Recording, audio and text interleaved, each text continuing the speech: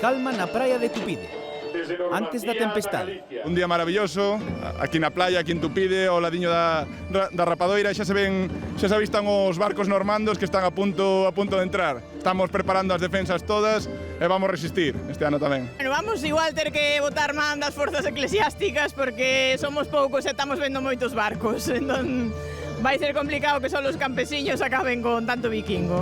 Primeiros normandos xa en terra.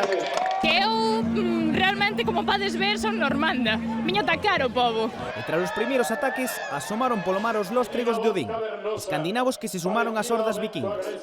Fronte ás armas e os escudos dos normandos, a fe e o carácter dos campesiños como gran defensa. O que podíamos, co que tiñamos, que nosotros temos pouca cousa. Somos pobres, labradores, e temos moi pouquiño con que defendernos, con paus, con pedras, co que tiñamos. O carácter do focenses queda plasmado nesta festa, evidentemente. O que lle gusta a festa, o que lle gusta defender ao seu povo por encima de todo. Sempre estamos aí e o noso povo é o primeiro.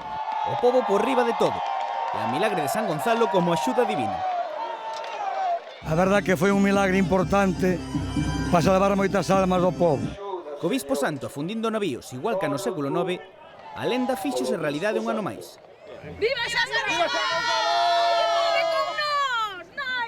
A verdad que a lenda acabou nunha gran festa, que iso é o bon, que todo o mundo estamos unidos e contentos por este día. Os normandos cedendo ante o poder do pobo focense. Non sei que nos pasa, que todos os anos intentamos ganar e esperei que esta xente de Foz ten un poder, un bravío. Aínda que aseguran voltar con máis forzas.